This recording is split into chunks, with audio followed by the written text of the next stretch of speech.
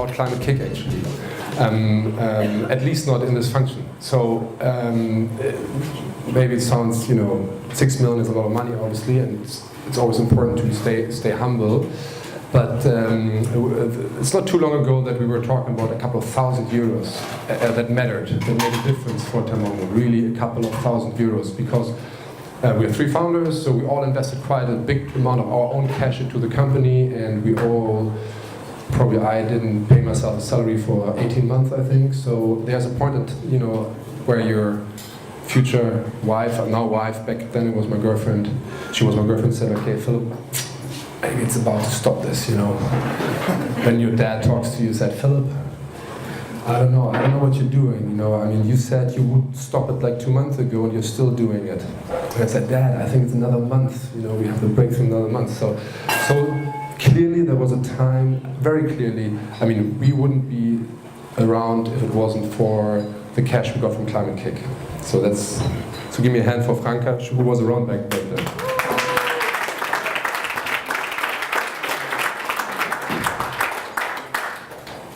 And then once your own cash is pretty much gone and Climate-KIC's cash is pretty much gone, then you start looking for some professional investors. Well, you actually start looking, or hopefully prior to that point in time. And actually, one of our first investors, we had 2 in our seed round, is also here, Stefan Schulz from the IBB, and we just had a chat. So I would be standing here if it wasn't for him too. So.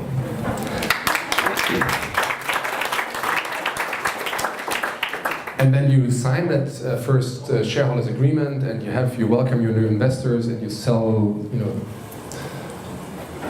a chunk of your company to them, and then a month later you tell them that you pivot. Now, pivoting is a really cool word. We all think that pivoting is really cool. We all learn that, so you have to iterate very quickly. We all probably today you learned about the lean startup model, which I really believe in too. But believe me, if you're an investor and you get a call a month after you've invested and said, okay, actually, we are changing our business model. You got to sit down a couple of afternoons to explain it to them, but what can you do as an investor? So we did pivot. And it probably was a good decision to pivot because we're still around, and now 2 rounds later, we are a company of around 100 people. Close to 60 of those work in Berlin, and those are our developers, our marketeers, our salespeople, our operations management people. We just created business areas, so our product innovation people, and 40 are literally installers, so technicians that are in 12 German cities. And believe me, one thing, recruiting developers in Berlin is difficult and demanding, but recruiting certified technicians, Handwerker, in Germany, especially in southern Germany, is much more difficult because this country basically has no unemployment rate, and that is a very non-digital challenge that we have there, but it's a challenge. So when I thought about this, so what do I do, what do I talk about, I actually made up a list. Because I was thinking, and I actually talked to some of my team members and said, so what should I be talking about, and what could be interesting? And obviously one of the thoughts was like, what would I be interested in listening to? And I came up with a list, and it's about 2 things basically. It's about building companies, and we're actually only about to start doing that. So like I just said, we just, for instance, had a presentation to the entire team on our new organizational design. Because when you start, everybody that joins the company is very close to the founders, and you can manage very informally. Then you grow, and then one of my investors told me actually, Philip, there's going to be the day when you see people walking into your office and you don't know their name. And that happened, because one day I walked into the office and the guy opened the door and said, may I help you? And I was like, not really, because I got my desk over there, so I know what to do here actually. And so once you reach that stage, then you do have to put in place some structure, and that is a bit counterintuitive for you as a founder. Although we all had our past in very structural environments, but actually ideally, you would want to manage only with like passion and very little structure. But we did put a structure in place. So it's about building companies. It's about things I learned and I believe are important lessons. And then of course I want to talk about mistakes I learned from, because it's if I could have known a couple of things that I know today 3 years ago, I wouldn't have made those mistakes. And I think that could save maybe one of you guys some time, because you probably won't have to go for the mistake. So let's follow my list. Obviously, it's always about people, and it's I think people tend to say that they understand. They say, okay, yes, I understand. It's about talent. It's about people. It's about hiring the right people. But it really is.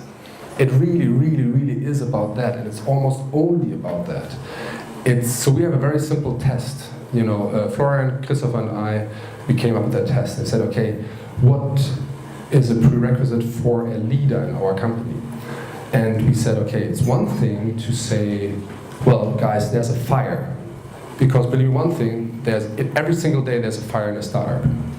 Especially if you install heating systems all over Germany. There's a fire every single day somewhere. Maybe not, hopefully not a literal fire, although we had that too, but there's some sort of fire. And it's another quality to say, guys, there's a fire and this is the solution I got for it. And only if you have that second part, you really give a break to the founders, because that's ultimately usually your responsibility to put out fires. So it's really all about people, and that's just one example. And one of the mistakes I'm going to talk about later on is, for instance, we only have an HR team since early this year. So if I had to do it all over again, I would have an HR team at the very beginning of the company, or probably in month 3 or 4, the person that actually recruits people. And then the next one is be humble, because and that's really important. If you want to build a company and you maybe want to exit, or it depends on your own goals. If you want to just grow it big, you want to exit, or you have investors who kind of have to exit anyways. But in any case, it's something that very few people have achieved. Not a lot of people have managed to build a company and sell it to somebody, so that somebody was willing to say, okay, this is worth X, and I'm going to buy it from you. So it's something that very few people have achieved. So you really only have achieved it in that moment it happens. So it's really not. It's so to say, raising 6 million euros is very important. It's a very important event for the company, but it's actually not a success in itself. A success in itself is to be profitable or to sell. And that depends on your objective, what you want to achieve. But everything until then is important, are important milestones, but they're not successes. And until you're not successful, I think it's really important to stay humble and just go to work every day and work hard.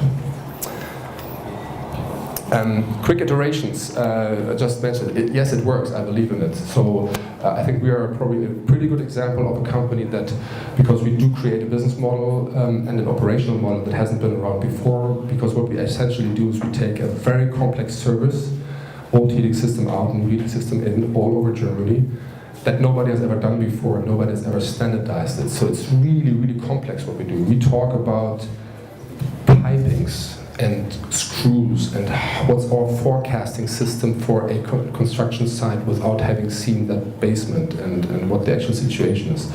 We talk about how do we deal with the fact that people actually are used to get to see somebody at their doorstep that looks at the basement, to look at the situation, and we don't do that. So we actually ask for a paradigm shift from people, from house owners. So how do we deal with that, and how can we integrate with suppliers, for instance? So it's really, on a process level, it's really, really complex what we do.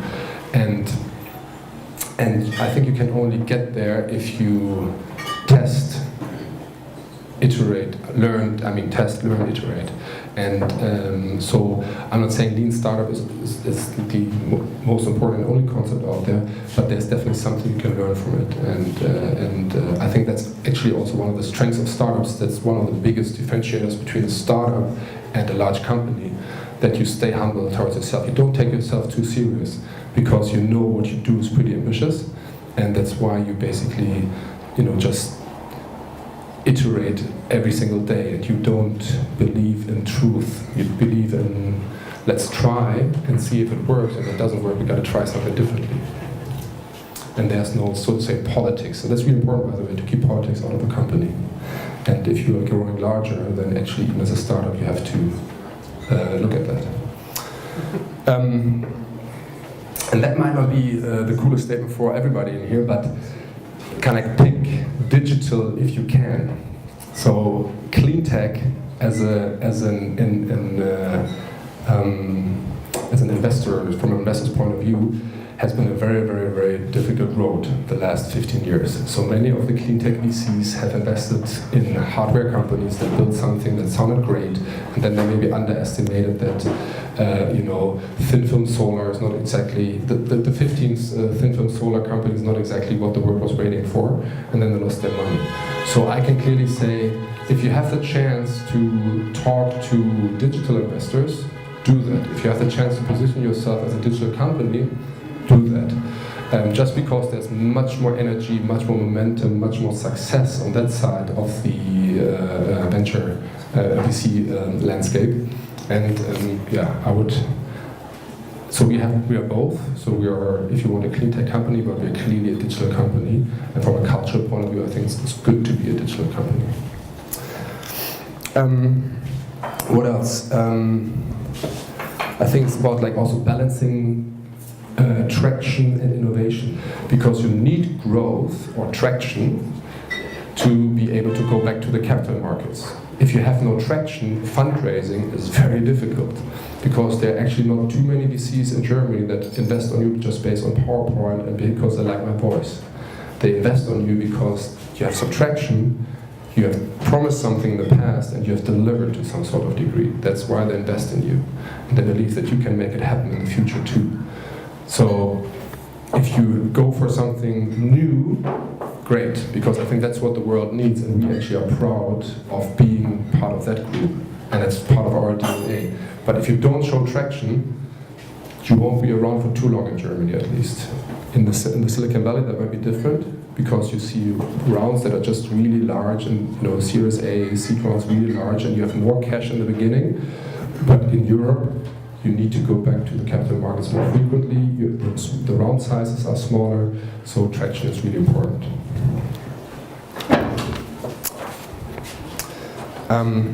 Just a really short one. Work hard. Hours matter. I have that conversation with my wife a lot of times. She runs a startup too, and input matters. Don't think that you're the only smart guy out there. There are tons of smart people out there, and there are tons of people that have great ideas. So it just matters whether you work 50 hours, 40 hours, or 80 hours a week. It does. So I'm sorry, but it does. Something I call the divide. We live in a very, very fortunate time. As a startup founder, you live in a very fortunate time, because especially in Germany, especially in Berlin, it probably has never been, we have never been in a situation where it almost feels like an entire economic system looks at startups to learn from startups. We have places like the factory, we have tons of events. You probably can go to a startup event every single day or every single week in Berlin, and you will find especially large corporates that want to learn, that want to understand how do you do it, what's your leadership model, what's your innovation model, and so on. And the fact is, the divide gets bigger. The speed and the sheer ability to act fast of a startup, I feel it just gets faster. I feel we're getting faster even. And large corporations just struggle to, they would like to do, but I mean, come on, if you're like a 50,000 people company, how can you become fast? It's just very challenging. So what happens right now is that we are able to hire people that are from the best universities, that are great guys, that have 2-3 years of experience, great experience, and they maybe have worked for a large company, but they just want to join a startup. So they want to live in Berlin. They come from Munich, they come from London, they come from different places, and they want to come to Berlin, work for a startup. And if they happen to be interested in energy, if they happen to be a bit nerdy, they probably look at us and want to work for us. So and they leave really large, well-paid jobs behind. It's very normal for us that people take a pay cut just to work for us, because that's just everybody that works for us kind of took a pay cut. Obviously including the founders, and I think that's very unique. I think we should all understand that this is a very unique time. That probably it hasn't been like that. It hasn't been that let's say I saw a survey that 60% of the German graduates, university graduates, want to work for a digital company. It doesn't have to be like a startup, but like a digital company. So digitization is not an opt-in. It's not something that's going to happen for 2-3 years and you can opt into it or not. It's happening, and it's affecting everybody in our society. And especially obviously young people at our university understand that, and they want to be part of that. I think probably the single most important characteristic of a founder is resilience. I call it resilience. So resilience is the ability that somebody punches you and you basically go back in shape. And you get punched a lot as a founder because you just are in situations that are just very difficult every single time. I can only recommend to read Hard Things About Hard Things by Andrew Horowitz. And Ben Horowitz, and because that's the way it is. It's just not easy. It's not supposed to be easy. If it was easy, a lot of people would do it, or everybody would do it, but it's just not easy. And I think the ultimate responsibility of somebody who founded a company is to be the last one to lose orientation and to be the last one to give up. Because I can tell you, I've been at fundraising rounds and we had 20 employees and we had 8,000 euros cash in the bank when the first, when the money of the following round came in. And you gotta manage that. You gotta manage that because you have responsibility, you have people that work for you, that trust you. Obviously you have responsibility towards your shareholders. And it's just not easy. There's no book you can open and it says, okay, in this situation you do that. No, it's your job to figure it out on the job. So that's why I really believe that company building is actually a discipline that can be learned. This is my first startup. It's my second company, but my first real startup. And that's why it actually makes sense that we have serial entrepreneurs, because it's just a lot of mistakes you make on the way, and if you do it before, you would be better the next time. So that which takes me to the mistakes. So the first mistake that I wouldn't do again is don't over-engineer. I'm assuming most of us, went to university. Some of you guys maybe have even a PhD, strong academic background. Don't over-engineer. An Excel sheet takes you very far. You don't need to code. You need to code a front end, but even coding a front end, it's maybe 1,000 euros if you can't do it yourself. Don't over-engineer. And I think if you look at companies like Rocket, that is probably their biggest asset. I mean, they're hiring very smart people, extremely smart people actually, but they just act. They have a culture of acting upon things. We are at times way too academic. We still like to discuss a lot of things, and we still like to think things through in and out before we start acting. But don't over-engineer. And our example was we had the idea of, our first idea was that we said, okay, so there are 600,000 heating systems exchanged in Germany every single year, and we felt that's actually not a lot, because we have 20 million buildings in Germany, we have close to 20 million heating systems in Germany. So that's not a lot, because if you look at the UK, if you look at France, you have way higher percentages of retrofitting. So we said, okay, the first thing we do is we create an algorithm, because if you're a house owner, you maybe are not so good in thinking in total cost of ownership. So we create an algorithm for you, you just punch in your data and we return to you a number of your savings, with a very specific heating system and a very specific technician and a very specific fuel provider and a very specific bank that finances it for you. And that worked, so we did we were able to generate leads with that, so interest. but it took us half a year to get to that point, and it took us 100,000 euros probably of our own cash to pay really expensive freelance coders for that. And we probably would have gotten to that proof point with a relatively simple Excel sheet that I could have programmed myself. Being a former consultant, you learn that stuff there, and we would have gotten to the same proof point. So the proof point in a company building, from a company building point of view, is: are you able to generate interest? Are you able to generate leads? And I don't need a 100,000 euro backend for that. I need probably a week of sweat to code my own Excel sheet and a front end that somebody needs to code for me. So don't over-engineer. Reach proof points very fast for very little money.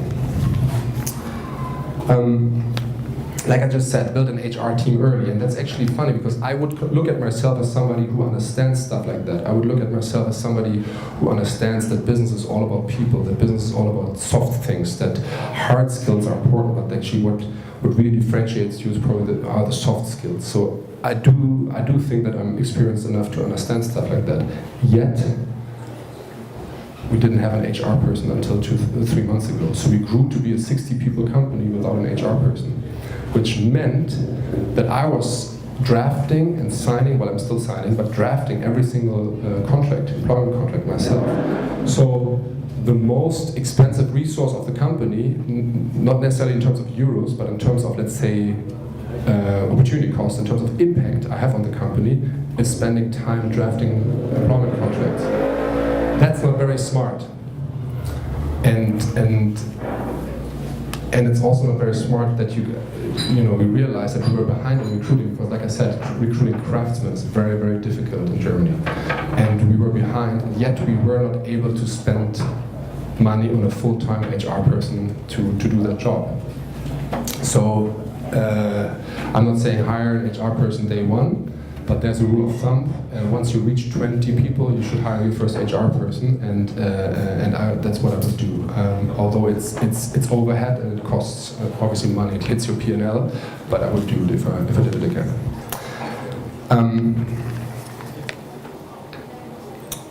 Well, about speed and focus. So the fact is, I learned that a couple of 2 or 3 years ago. In German, it was startup is die Mangelwirtschaft. So startup is like scarce resources. You never have enough resources. You never have enough people. You never have enough money. You never have enough time. So obviously, money is something you manage actively. You manage your P&L actively, and you do fundraising and you manage your profitability.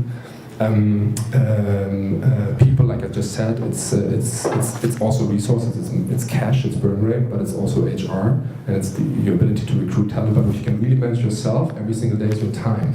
So I had to learn that it's actually okay to say no, because at one point people want to have lunches with you, people want to talk to you, people want to hang out with you. In a sense, like I would like to understand, what you're doing. Said, personally, I sympathize with that, but I just don't have enough time. I don't have enough time to hang out with you for an hour. And so that's maybe not the kind of person you want to be, but you do have to manage. It's your responsibility as the founder of a company to manage your time responsibly, so keep that in mind. If you get an invitation to an event, it might sound cool. Think twice whether you go, because the day only has 24 hours. And that's it, actually.